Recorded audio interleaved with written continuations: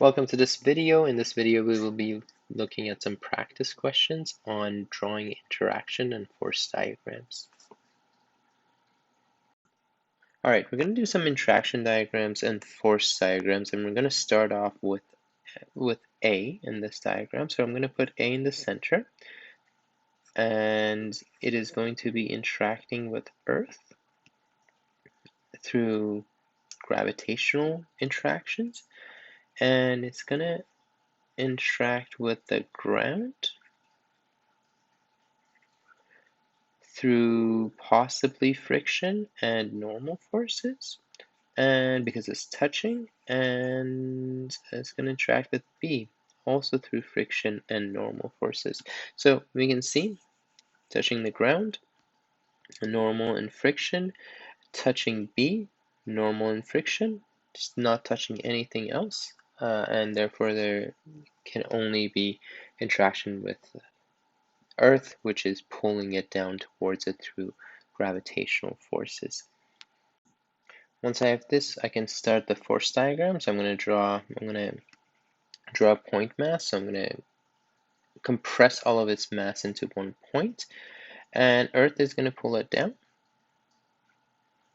through FG. And we also have the force from B, which is pushing it in this direction. So that's a normal force from B into A. And that's normal, that's from B to A. We have a force of friction from B to A, and that could be left or right. It doesn't actually matter which way we draw it. Force of friction B to A. And in this case, if you didn't draw this one, it's okay because the object isn't actually moving, so we know this force is going to be 0. And then I'll draw the rest with, so these were done, done, done. And then there's a force from the ground, which is kind of holding all of this together. So it's pushing it upwards in a normal direction or 90 degrees. So I'm going to draw that upwards. That's a normal force from the ground to A. And there's a frictional force parallel to the two surfaces when they touch, and that's going to be the force of friction, ground to A. And I could have drawn this way as well. It doesn't really matter in this case because these two values are 0. This is a static case. For this one over here, for B, let's look at what it's interacting with. It's interacting with A, and it's interacting with C, and it's also interacting with Earth. So very similar. I'm going to draw this right at the center. I'm going to draw the different colors this time. We are going to have the force of gravity acting downwards. We are going to have force of C. C is pushing it downwards as well. This is the force. You can, well, I'll just write normal force from C to B. And there could be a frictional force. We know this value is 0 here, but I'll write it anyways. This is force of friction C to B. And then you can see that when A is touching this, it's going to pull it upwards. So it's going to push it in that direction. Let's draw that with purple. So there's a normal force from A to B. And there's going to be a force of friction from A to B as well.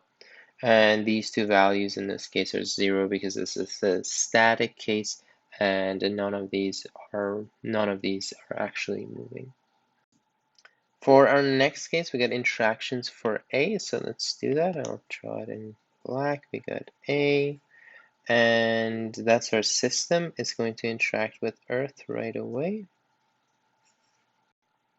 through gravitational interactions. We can see that it's touching the ground, so I'm going to write ground, and there could be frictional force and normal forces there. And it's also touching this rope here, and this rope is attached to B on the other side, so it's going to be B, and this is through tension. So for the force diagram, I'm going to draw it out.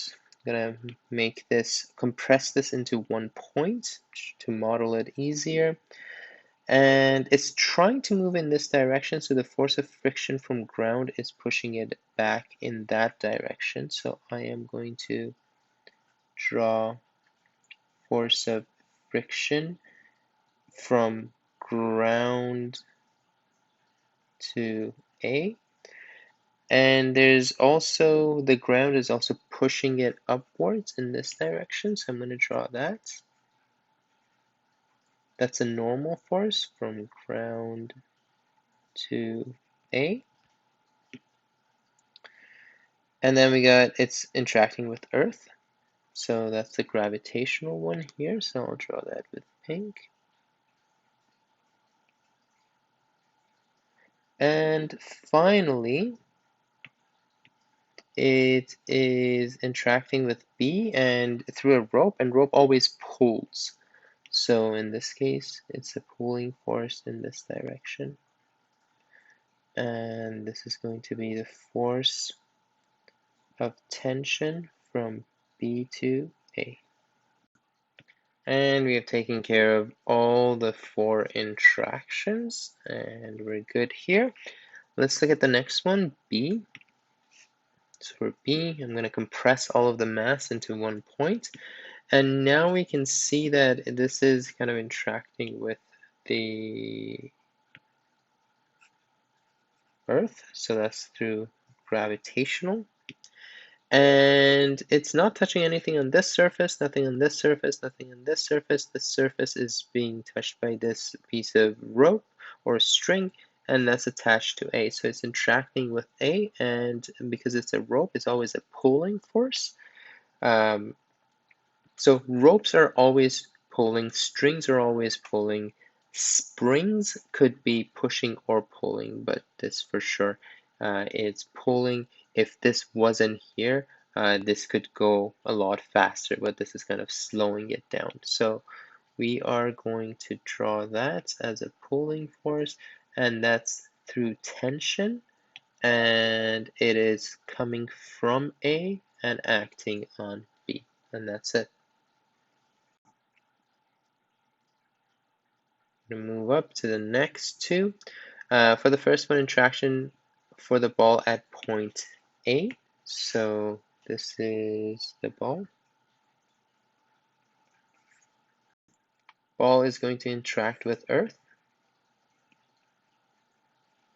And it at point A, it's also attached to this piece of rope, and this rope or string is attached to the wall here. So I'm going to write wall, and this is through tension force.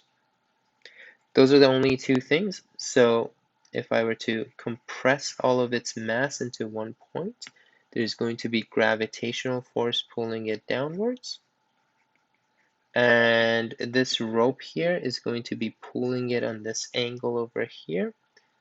And that's going to be the tension force acting from the wall on, to the ball.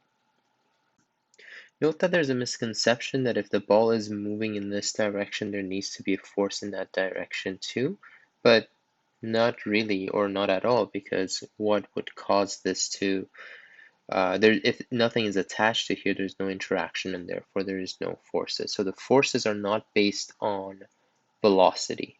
Their forces are based on interactions with the object.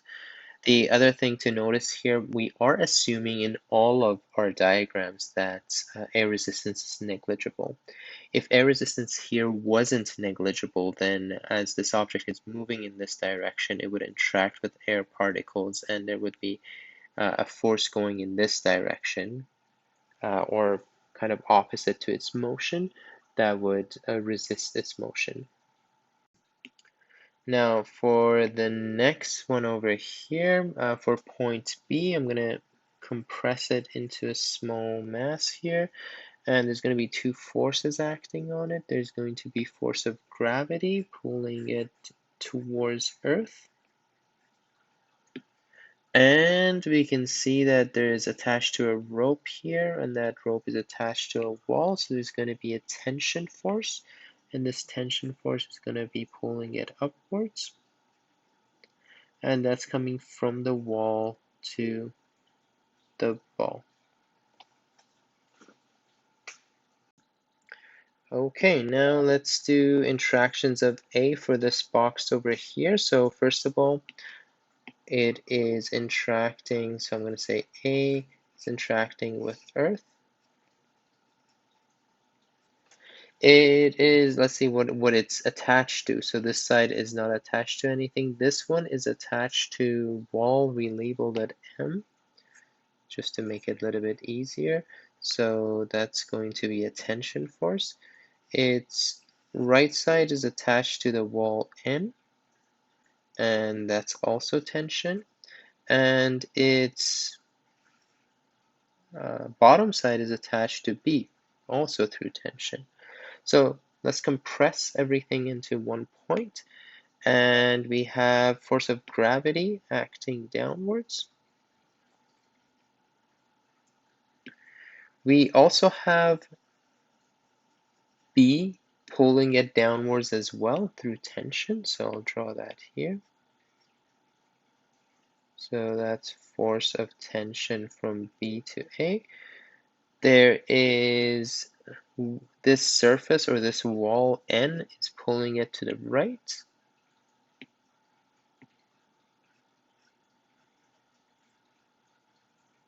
So this is the force of tension from N to A. And finally, this wall over here is pulling it at an angle in that direction. So let's draw that with this color. And this is force of tension, and that's coming from M to A. For part B here, I'm going to compress it into one point. Force of gravity or gravitational force is acting on it, so that's Fg. And note that usually when I do my diagrams, I don't actually put the arrow on top. That's because the direction is given by this vector over here. You will see that in many texts, the arrows are there indicating that this is a vector quantity, but in this case, for me, this is just telling me the magnitude, and this is telling me the direction of the vector. Okay, B is, so Earth, we've already taken care of that. These sides are not touching anything, but this side is touching a piece of rope, and that rope is attached directly to A. So there's going to be a tension force, and that tension force is going to be pulling it upwards, and that's coming from A and acting on B. Excellent. Let's move on to our next set of diagrams. We got two more here. Interactions for A, let's do it. Earth. It is also interacting with M through two ropes here. So this is surface M, and it's tension and tension. I'll write both of them down because there's kind of like two contact points here. It's kind of one, but it's divided into two. And that's all it, oh no, it's also interacting with B. And that's also through tension. So we can see that this surface is touching these two ropes, and this surface is touching this one rope. So compress its mass, draw the gravitational force acting this way. So for this one, the tension force is pulling it downwards. So I'll draw that here. This is tension force from B acting on A. And then we got these two on an angle, so I'm going to draw them using purple. So there's going to be a force in this direction, and there's going to be a force in this direction, and they're both tension forces. acting from M to A. So again, tension force from M to A. Let's do one for B. I'm gonna compress its mass. And once I have that, it's interacting with Earth, and that's pulling it down through the gravitational force. And B is also attached to A through this rope, and that's pulling it upwards. So that's going up, and I'll draw that using red, orangish red, and that's going to be a tension force acting from A onto B. Okay, let's move this up a little bit so that we can kind of see the last two. And in this one, interactions for BC. Okay, this is interesting. So our system has now changed to BC. So I'm going to draw a dashed line, kind of outlining that so it helps us a little bit. And for interaction diagram, we have BC, which for sure is going to interact with Earth because Earth has such a large mass. And this is through gravitational gravitons interacting. And what else is it interacting with? Well, this side is not this side isn't interacting with anything. And then we go down, there's an interaction between this portion and this portion right here. So I'm gonna call that interaction with surface N. And this is a contact. We'll learn much more. Actually, we'll learn a lot more about this whenever you have a specific circle here. Sometimes we only draw one force acting on it, but we are going to go on the very basics and draw both forces. So there's going to be a force, normal force acting in this direction, and we're going to assume this is not a frictionless surface, so there's can be friction as well. So normal and frictional force on surface N and surface M also right here. So there's nothing in between here, and there's another section here, and that's going to be a surface M, and there could be normal force and frictional force right there. Once we have this, let's draw the force diagram for BC first. So we'll do this one first. So I'm going to compress all of its mass into this tiny points to model it easier instead of drawing everything again. And in terms of forces, there's going to be one caused by its interaction with Earth, and that's the force of gravity acting downwards. And then we are going to have, let's take care of surface N. There's going to be a normal force. Normal forces are perpendicular to the surface, and the surface is pushing. It's an external force, so it's pushing it in that direction. Let's draw that with purple. And the angle, the normal is kind of like this. Its angle is going to be this direction, and that's going to be the normal force. And that's from N on BC. And there's also going to be a force of friction, which is parallel to the surface, and that's in this direction. And in that case, imagining that C were to slip and come down, this is going to be pulling it backwards. So I'm going to draw it in this direction, and I'm going to call this F friction from N onto BC. Okay, taking care of these two forces, this one, time to take care of these. So there's going to be a normal force. The normal force, let's draw it using blue. The normal line to this will look like this. And I'm going to draw that like this. And that's going to be the normal force. That's coming from M and acting on BC. And what else? There's going to be a frictional force parallel to the surface. So that's more like this.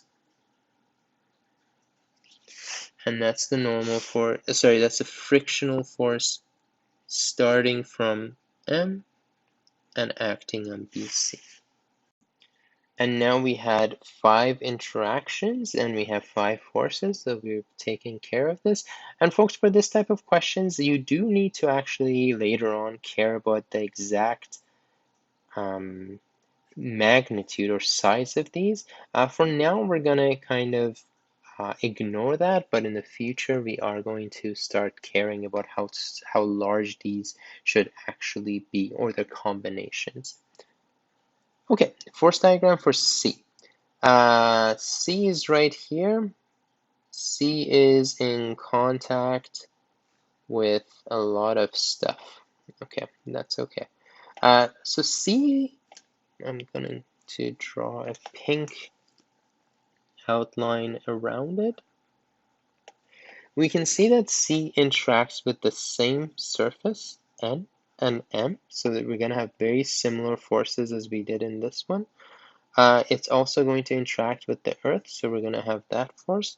But now C also touches B, and B is also going to cause a few forces on it. So let's do this. I'm going to draw this right here, and we are going to start with the gravitational force, Fg, and we are going to add the force of B, and I'll do that with red. B is going to have a normal force acting, and that's from B to C. And there's also going to be a frictional force from B. It could be left or right, and its value could be 0, but I will draw it out so we know that it does exist, and that's from B to C.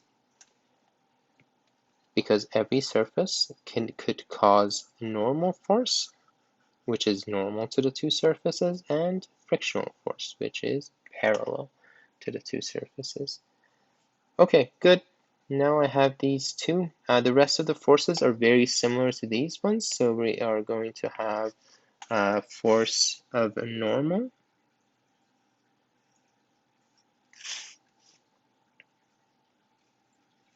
and that's from surface N onto C. And we are going to have force of friction from N to C. And we are also going to have the other force. So we are going to have a frictional force, and that's going to be from surface M to C, and we are going to have the normal force from surface M to C.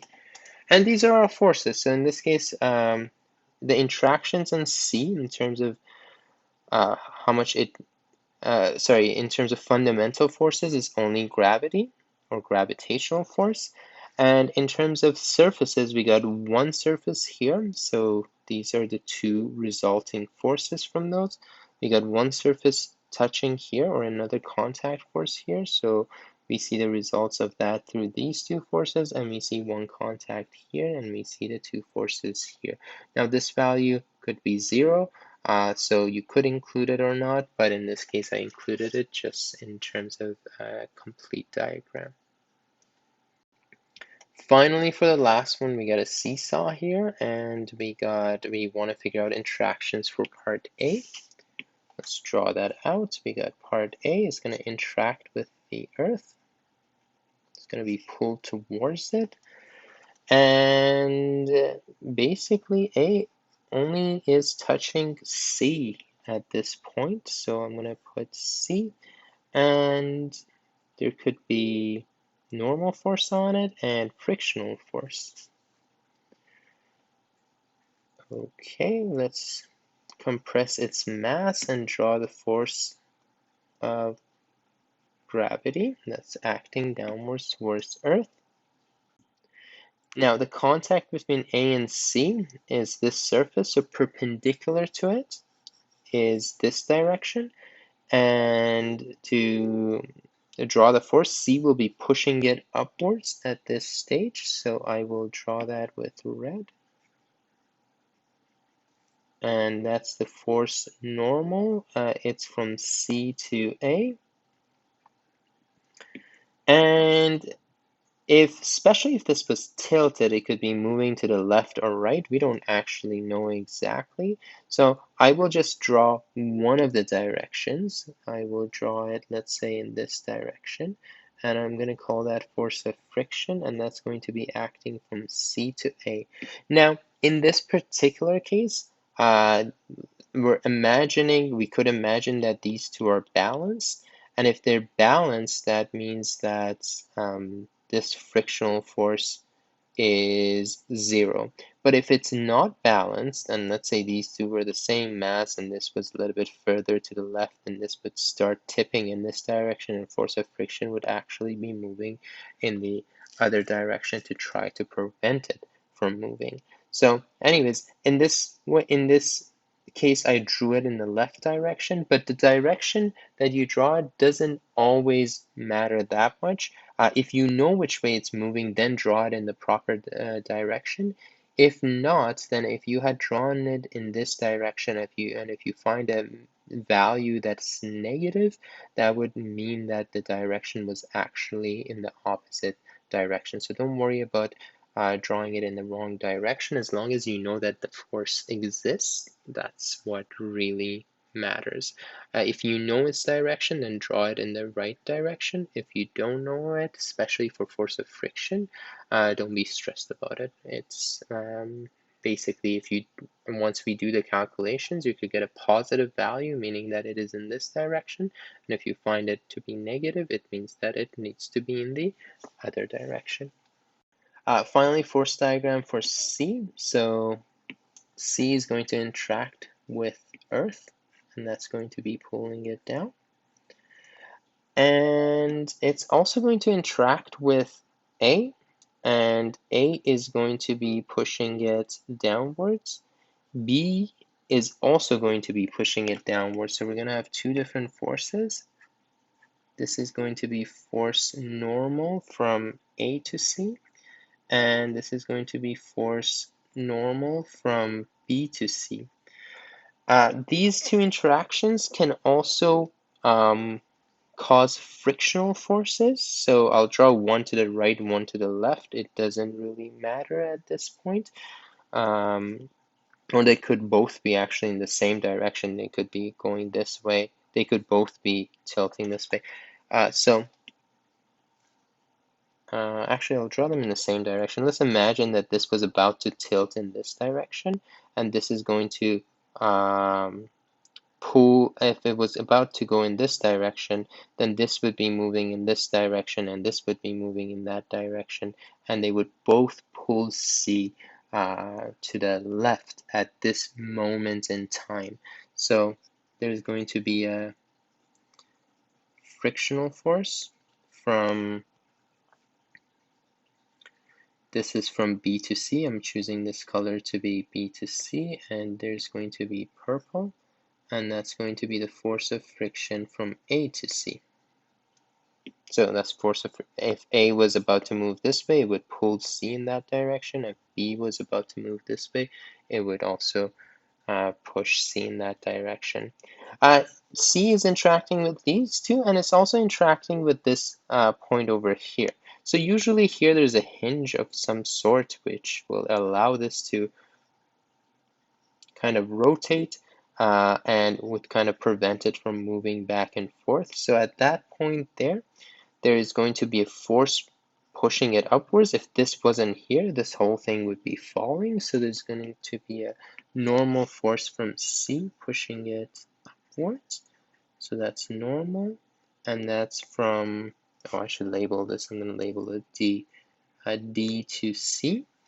And it's also going to be a frictional force because it's preventing. So if this was a circular hinge, then we could call it a normal force. But in this case, I'm just going to call it a frictional force, which is imagining that these two are pushing this in this direction, then this is going to try to pull it back. So I'm going to draw it in this direction, and that's going to be a frictional force, and that comes from D and acts on C, and that kind of prevents this whole movement. Later on, we're going to talk about diagrams that are balanced. So in this case, this is a static case. And in static cases, as we will learn in probably next lesson, these forces all need to be balanced. So all of these forces should balance these ones. So this magnitude and this magnitude should be the same. Addition of these and this should be the same size. So I should have drawn these a little bit larger for accuracy. But in static cases, we want to make sure that if our object isn't accelerating, we want to make sure that these are balanced. And these are the forces that are acting. So you can see that force of gravity acts on it. So that's one of them. Two forces from B, because they're in contact. Those are the two forces. Two forces from A, those are the two. And two forces from C, and these are the two forces. I hope that this video was helpful in giving you some practice with force diagrams.